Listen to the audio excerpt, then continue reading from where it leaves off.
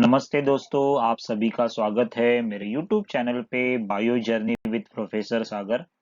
अगर आपको बायोलॉजी बहुत ही सिंपल वे से सीखना है तो ये चैनल को आप जरूर सब्सक्राइब करें, बेल आइकन पे क्लिक करें और आपके दोस्तों के साथ भी शेयर करें। Welcome to another lecture of reproduction in lower and higher animal. तो आज जो टॉपिक हम लोग सीखने वाले हैं वो टॉपिक का नाम है फर्टिलाइजेशन। फर्टिलाइजेशन है, उसका दूसरा नाम होता है सिनगैमी। तो सिनगैमी और फर्टिलाइजेशन, यहाँ पे क्या होता है, there is a fusion of male and female gamete. तो मेल गैमेट को हम लोग बोलते हैं sperm, female gamete is known as ovum. तो ये दोनों का जब भी फ्यूजन होगा फेलोपियन ट्यूब में, in case of the human being, तो it is known as fertilization. So fertilization is a fusion of male and female gamete. It is also known as syngamy. Okay, इसको क्या बोलते हैं, syngamy. हमेशा याद रखो, ये मेल गैमेट है स्पर्म जो होता है हैप्लॉइड। हैप्लॉइड मतलब one set of chromosome. Female gamete होता है haploid, again one set of chromosome. तो जब भी ये मेल गैमेट और फीमेल गैमेट एक साथ आएंगे तो उनका फ्यूजन हो जाएगा और आपको जो फर्स्ट सेल ऑफ लाइफ मिलेगा उसको हम लोग बोलते हैं जाइगोट।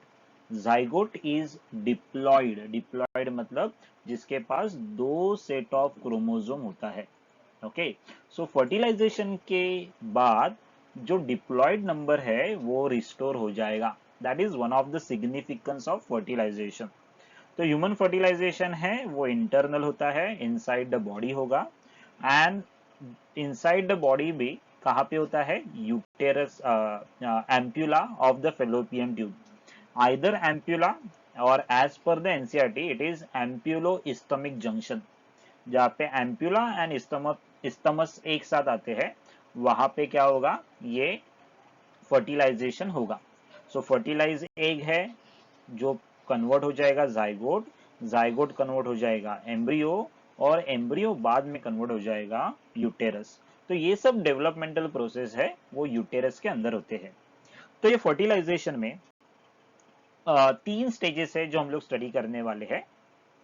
पहला है movement of the sperm toward the egg. दूसरा है entry of the sperm into the egg, जहां पे हम लोग देखेंगे एक्रोसोम रिएक्शन भी होता है। और तीसरा है एक्टिवेशन ऑफ ओवम। ओके, तो ये बहुत ही सिंपल स्टेप्स है। तो हम लोग स्टार्ट करते हैं पहले स्टेप से। सो पहला स्टेप क्या होता है, movement of the sperm toward the egg. अभी फर्टिलाइजेशन में क्या होगा, मेल एंड फीमेल के बीच में सेक्सुअल इंटरकोर्स होगा। सेक्सुअल इंटरकोर्स को दूसरा नाम है सेक्स, या फिर उसको बोलते हैं कॉइटस, COITUS। So during the coitus, during the sexual intercourse, sperm get deposited into the vagina। तो यहाँ पे वजाइना में क्या है, ये स्पर्म डिपॉजिट हो जाएंगे। तो ये स्पर्म डिपॉजिट होने के बाद ये जो स्पर्म है उसका मूवमेंट स्टार्ट हो जाएगा टुवर्ड द एग। तो फर्स्ट क्या होता है, पहला ये जो फर्स्ट स्टेप्स है that is movement of the sperm toward the egg. यहाँ पे स्पर्म है उसका कैपेसिटेशन हो जाएगा। अब ये कैपेसिटेशन आपके लिए एक नया टर्मिनोलॉजी है। जब भी हम लोग बोलते हैं कैपेसिटेशन, कैपेसिटेशन में क्या होता है, स्पर्म है वो एक एबिलिटी एक्वायर करता है so that sperm become motile and it will start moving toward the egg. उसको हम लोग क्या बोलते हैं, कैपेसिटेशन। तो कैपेसिटेशन है, इसके लिए क्या है, यहाँ पे मैच्योरेशन होगा स्पर्म का, स्पर्म बिकम मोटाइल, और ये सब बायोकेमिकल इवेंट है। ओके, ये क्या है, बायोकेमिकल इवेंट है। तो जहां पे sperm will undergo some change और ये स्पर्म क्या हो जाएगा, मोटाइल होगा, और ये स्पर्म है वो ओवम की तरफ मूवमेंट स्टार्ट करेगा, जिसको हम लोग बोलते हैं कैपेसिटेशन। तो कैपेसिटेशन में ये जो फर्स्ट स्टेप में कैपेसिटेशन होगा, ओके, 50% ऑफ स्पर्म है दैट बिकम डीमोबिलाइज या फिर ब्रोकन या फिर डिस्ट्रॉय। आपको पता है whenever the male is going to ejaculate, ejaculate मतलब जब भी मेल सीमेंट डिपॉजिट करेगा वजाइना में, ओके, तभी 200 to 300 million sperms are release. उसमें से भी 50% क्या हो जाएंगे, डीमोबिलाइज हो जाएंगे, ब्रेक हो जाएंगे या फिर डिस्ट्रॉय हो जाएंगे। और बाकी के स्पर्म है वो क्या हो जाएंगे, दे विल अंडरगो कैपेसिटेशन। तो ये कैपेसिटेशन के लिए कितना प्रोसेस चाहिए और कितना टाइम चाहिए, 5 to 6 आवर्स। ओके, तो यहाँ पे क्या हो जाएगा, एक्रोसोम है, एक्रोसोम आपको पता है टिप ऑफ द स्पर्म, ये थिन हो जाएगा, कैल्शियम का अंदर एंट्री होगा, तो एक्रोसोम थिन होने के बाद कैल्शियम का एंट्री होगा, और ये जो टेल है वो विप्लैश मूवमेंट करेगा, या फिर उसको बोलते हैं व्हर्लिंग मूवमेंट। तो अगर आपने देखा यहाँ पे, कैन यू सी दिस, ये टेस्टिस से स्पर्म निकलेंगे, एपिडिडाइमिस में जाएंगे, एपिडिडाइमिस से किधर आएंगे, during the sexual intercourse through the urethra and पीनस deposited into the vagina. Vagina में क्या होगा, यहाँ पे वजाइना से ये सर्विक्स में जाएंगे, जहाँ पे कैपेसिटेशन स्टार्ट हो जाएगा। तो यहाँ पे दिख रहा है क्या हो रहा है, sperm separation of seminal plasma, ये सेमाइनल प्लाज्मा सेपरेट हो जाएगा, उसके बाद में यूटेरस और स्पर्म कैपेसिटेशन होगा, और उसके बाद में ये स्पर्म कहाँ पे आएंगे, फैलोपियन ट्यूब। तो ये स्पर्म का मूवमेंट देखो, द मूवमेंट, दिस मूवमेंट, जो टेल का मूवमेंट है देखो, वो सांप जैसे नहीं है, वो रोटेट हो रहा है, दिख रहा है, ये रोटेट हो रहा है अलोंग द सम एक्सिस। तो सच मूवमेंट को हम लोग बोलते हैं whirling movement. Whirling, that is WHIRLING, या फिर उसको हम लोग बोलते हैं विप्लैश मूवमेंट। तो ऐसे स्पर्म का मूवमेंट स्टार्ट हो जाएगा, और ये sperm start moving toward the egg. उसके बाद में कैपेसिटेशन की वजह से क्या होता है, स्पर्म एक्स्ट्रैक्टिव हो जाएगा, it will start moving upward from the vagina. तो यहाँ पे वजाइना से कहाँ पे जा रहा है, इनटू द ओविडक्ट, ओविडक्ट का दूसरा नाम है फैलोपियन ट्यूब। तो ये हुआ फर्स्ट पार्ट। हो रहा है स्पर्म या सीमेन के अंदर there is one chemical called as prostaglandin. ये प्रोस्टाग्लैंडिन क्या करेगा, स्पर्म को एक्टिवेट करेगा। उसके अलावा ये वेस्टिबुलर सिक्रीशन है, जो फीमेल का है, वेस्टिबुलर ग्लैंड, आपको पता है on either side of the vaginal opening, जहाँ पे वेस्टिबुलर ग्लैंड है, वो सिक्रेट करेगा वेस्टिबुलर सिक्रीशन। और ये सिक्रीशन क्या कर रहा है, फीमेल से जो रिलीज होगा, ये स्पर्म का मोटिलिटी एनहांस करेगा, एनहांस करेगा मतलब स्पर्म बिकम मोर मोटाइल। और ये स्पर्म क्या होगा, एट द एवरेज स्पीड, कितना स्पीड है देखो, 1.5 to 3 mm पर मिनट, ये स्पीड से ये स्पर्म आगे बढ़ना स्टार्ट हो जाएगा। उसके बाद में क्या होगा, sperm will reach to the ampulla, दिख रहा है ये, this is the junction called as ampullo isthmic junction, ये इस्थमस है। उसके बाद में एम्प्यूला है, तो एम्प्यूला ये में स्पर्म जाएगा, right, all the way swim करके, वहां पे क्या हो रहा है, अभी ऑब्वियसली यहाँ पे देखो क्या लिखा है, sperm reach up to the ampulla, as a result their own swimming and partly by contraction of the uterus। तो यूटेरस के मसल्स भी क्या करेंगे, कॉन्ट्रैक्ट करेंगे, उसको आगे की तरफ पुश करने के लिए हेल्प करेंगे।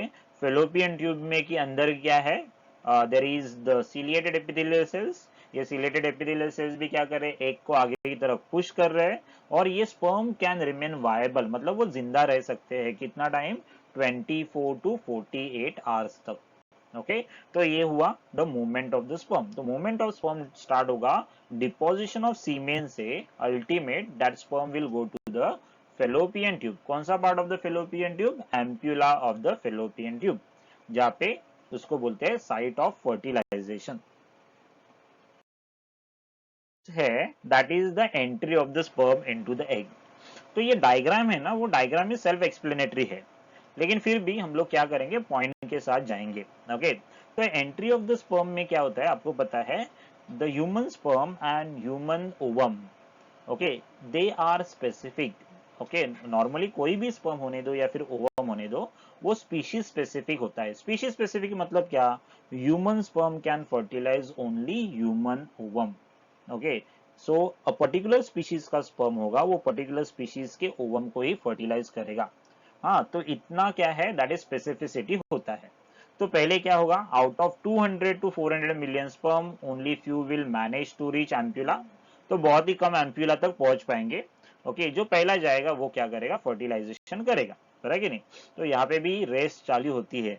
ओके, आप लोगों ने तो देखा रहेगा 3 इडियट में भी, तो जो पहले जाएगा वही जीतेगा। तो आपका जिंदगी का रेस है वो बचपन से ही स्टार्ट होता है। So many sperm reach the ampulla, but only single sperm, दिख रहा है ये सिंगल स्पर्म।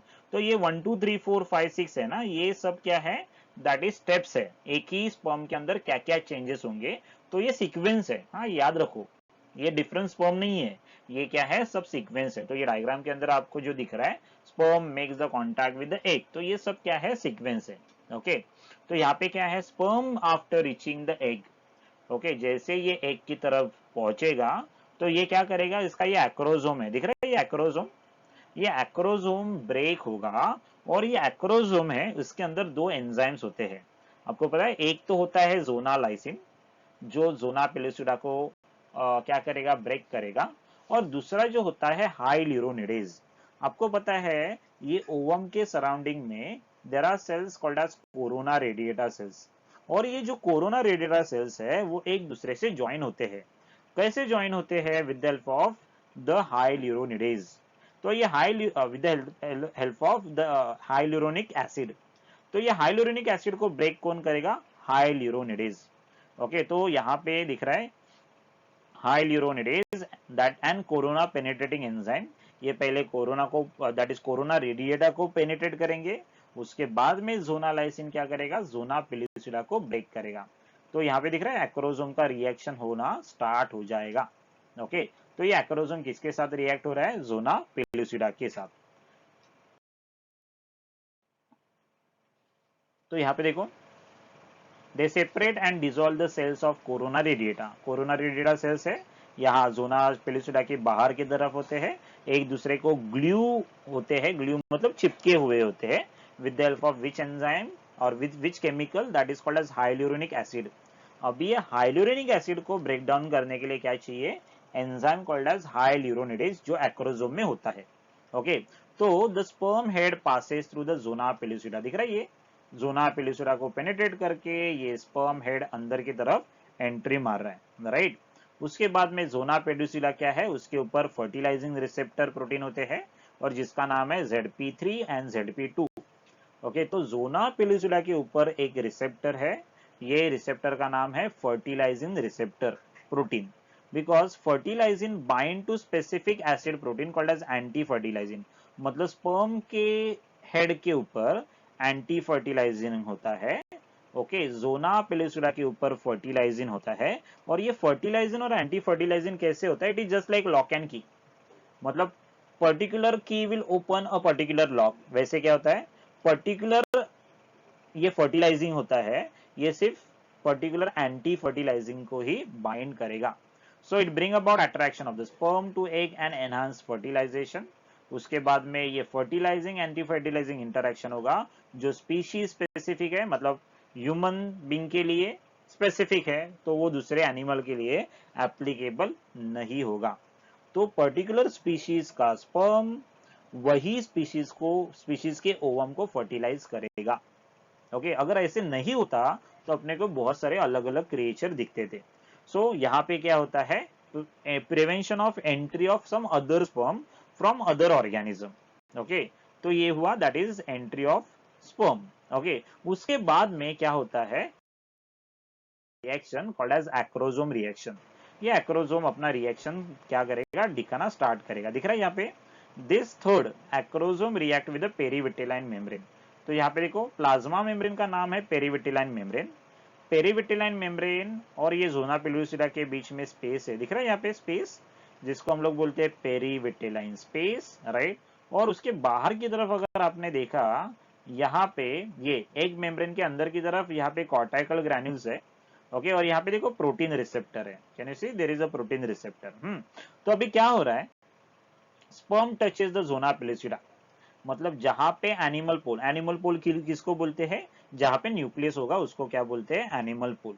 तो जैसे ही स्पर्म एनिमल पोल को क्या करेगा, टच करेगा, राइट, क्या होगा देखो, acrosome covering rupture to release lytic enzyme. मतलब ये एक्रोजिन रिलीज करेगा, जोना लाइसिन रिलीज करेगा, जो जोना पेलिसुडा के ऊपर एक्ट करेगा, उसको डिसॉल्व करेगा। ओके, उसके बाद में क्या होता है, अ स्मॉल फर्टिलाइजेशन कोन, दिख रहा है यहाँ पे कोनिकल स्ट्रक्चर। ओके, तो इसको क्या बोलते हैं, फर्टिलाइजेशन कोन। तो ये फर्टिलाइजेशन कोन और कोन ऑफ रिसेप्शन फॉर्म होता है एक मेम्ब्रेन की तरफ, दिख रहा है ये, this is toward the egg membrane.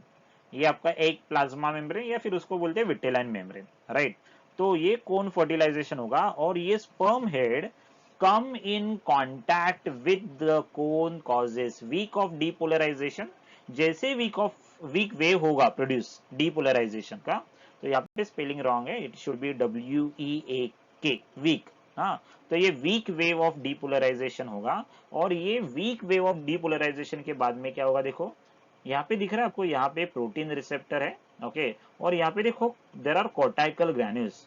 ये कॉर्टिकल ग्रैन्यूल्स क्या हो रहे हैं, देखो एकदम क्विकली रिलीज हो रहे हैं, okay, because of what, depolarization. ये वेव ऑफ डीपोलराइजेशन की वजह से क्या हो रहा है, यहाँ पे कॉर्टिकल ग्रैन्यूल्स देखो पेरीविटेलाइन स्पेस में रिलीज हो रहे हैं, और ये कॉर्टिकल ग्रैन्यूल्स क्या करेंगे, they will bring about cortical reaction.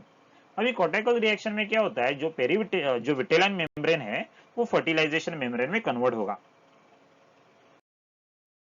यहाँ पे देखो the plasma membrane of the both cell dissolve, दिख रहा है यहाँ पे दोनों का प्लाज्मा मेम्ब्रेन डिसॉल्व हो रहा है, right. And the nucleus and centriole, तो यहाँ का जो प्रॉक्सिमल सेंट्रियोल होता है स्पर्म का, और न्यूक्लियस एंट्री मारता है, कहाँ पे एंट्री मारेगा, इनसाइड द ओवम या फिर एग।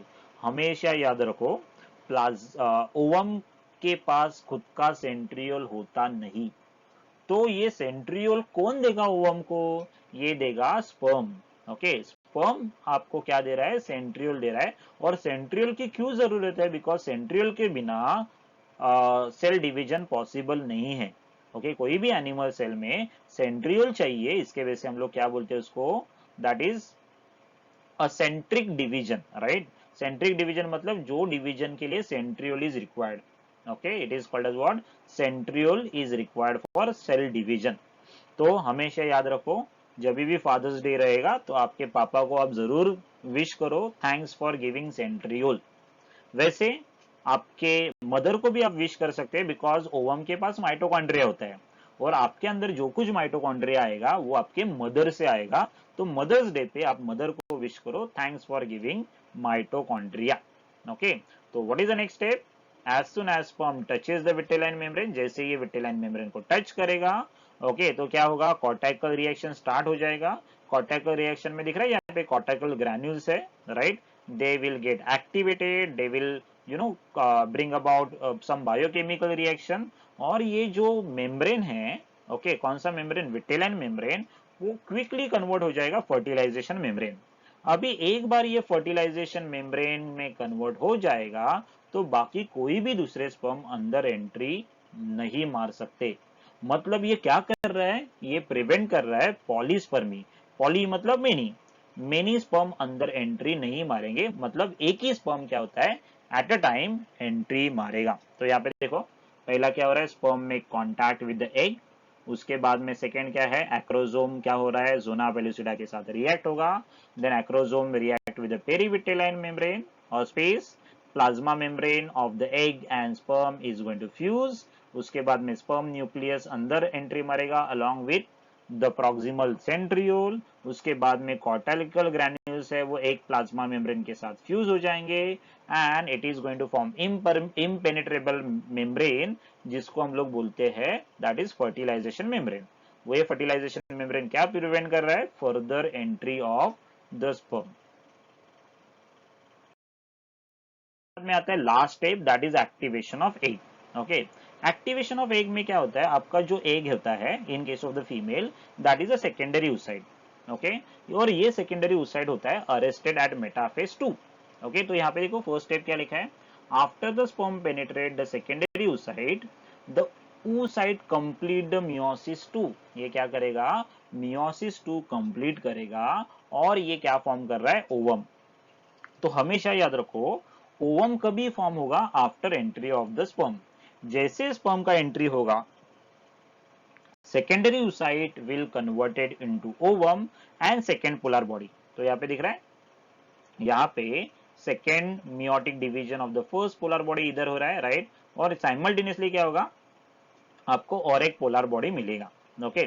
तो ovum before fertilization is arrested at metaphase 2, उसके बाद में क्या हो रहा है, sperm head contact with the vitelline membrane egg, egg will get activated, meiosis 2 complete हो जाएगा, मेटाफेज 2, एनाफेज 2 एंड टेलोफेज 2। तो आपको दो सेल मिलेंगे, that is a polar body. तो आपको यहाँ पे दिख रहा है देयर आर 3 पोलर बॉडीज, ये दो पोलर बॉडी तो पहले से ही है, और एक पोलर बॉडी फॉर्म होगा जिसको हम लोग बोलते हैं सेकेंड पोलर बॉडी, ओके। तो यहाँ पे आपको दिख रहा है मेल प्रो न्यूक्लियर, यहाँ पे दिख रहा है आपको फीमेल प्रो न्यूक्लियस, तो ये दोनों भी न्यूक्लियस क्या हो रहा है, दिख रहा है, सोलन ओवम न्यूक्लियस। तो जब भी ये न्यूक्लियस स्वेल हो जाएगा उसको हम लोग बोलते हैं प्रो न्यूक्लियस। ओके, उसके बाद में there is a formation of second polar body, दिख रहा है ये पोलर बॉडीज, ऐसे 3 पोलर बॉडीज दिखेंगे। एनीवेज ये पोलर बॉडीज बाद में क्या हो जाएंगे, डिसइंटीग्रेट हो जाएंगे।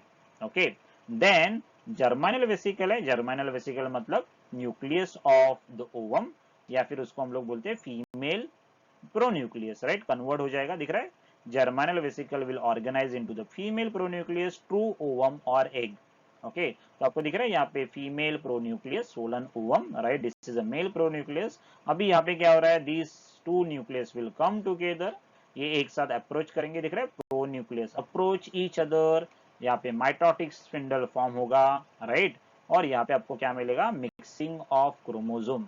Okay, so there is a mixing of chromosome, there is a fusion of cell, so fusion of cell is called as syngamy. Okay, and fusion of nucleus is called as synkaryon, karyon मतलब nucleus। तो यहाँ पे covering of the male pronuclei degenerate allow the pairing result in the formation of synkaryon, syn मतलब fuse, karyon is nucleus. Okay, तो ये process को हम लोग क्या बोलते हैं, सिनगैमी या फिर कैरियोगैमी, जिसका रिजल्टेंट प्रोडक्ट क्या है, जाइगोट। तो ये chromosome of the pronuclei will intermix, fertilization is accompanied and then the DNA replicate in the preparation for the first cleavage division. Cleavage division मतलब सेल डिवीजन, जहां पे one cell will divided into 2 cell. Okay, तो proximal centriole है वो किधर से आ रहा है, स्पर्म से आ रहा है, वो हेल्प करेगा in formation of spindle and आगे जाके क्या फॉर्म होंगे, 2 सेल फॉर्म होंगे जिसको हम लोग बोलते हैं सेंट्रियोल। ओके, जिसको हम लोग बोलते हैं सेंट्रियोल। तो ये था पूरा फर्टिलाइजेशन के बारे में या फिर सिनगैमी के बारे में। डिस्कस करते हैं लास्ट पार्ट जो है सिग्निफिकेंस ऑफ फर्टिलाइजेशन। फर्टिलाइजेशन का क्या इंपॉर्टेंस होता है, एक तो फर्टिलाइजेशन कंप्लीट करेगा oogenesis, that is formation of ovum, because oocyte is arrested at metaphase 2। ये रिस्टोर कर रहा है diploid number in zygote, so zygote become diploid, diploid मतलब 2 set of chromosome, so male gamete का n, फीमेल गैमेट का n, मतलब haploid male gamete and haploid female gamete एक साथ आएंगे और ये क्या फॉर्म करेंगे, डिप्लॉयड जाइगोट। तीसरा है, यहाँ पे आपको क्या मिलेगा, वेरिएशन मिलेगा, और अगर वेरिएशन होगा तो ही क्या हो सकता है, evolution. So because of the variation there is evolution. Fertilization और एक काम करता है, ये डिटरमाइन करता है सेक्स। ओके, मेल या फीमेल है वो डिसाइड कौन करेगा, फर्टिलाइजेशन करेगा। और ये फर्टिलाइजेशन में क्या होता है, सेंट्रियोल इज इंट्रोड्यूस, राइट, जो ओवम के अंदर नहीं है और जो स्पिंडल फॉर्मेशन के लिए जरूरी है। ओके, तो ये था फर्टिलाइजेशन के बारे में। तो फर्टिलाइजेशन के 3 स्टेप्स हम लोगों ने डिस्कस किया along with significance. I hope आपको ये लेक्चर बहुत पसंद आया रहेगा। बहुत ही मैंने डायग्रामेटिक प्रेजेंटेशन डाला है, प्रॉपर डायग्राम डाला है जो आपको कहीं नहीं मिलेंगे। तो ऐसे ही इंटरेस्टिंग लेक्चर सुनने के लिए ये चैनल आप जरूर सब्सक्राइब करो, बेल आइकन पे क्लिक करो, आपके दोस्तों के साथ भी शेयर करो। ओके, मिलेंगे नेक्स्ट लेक्चर में, टिल देन बाय बाय।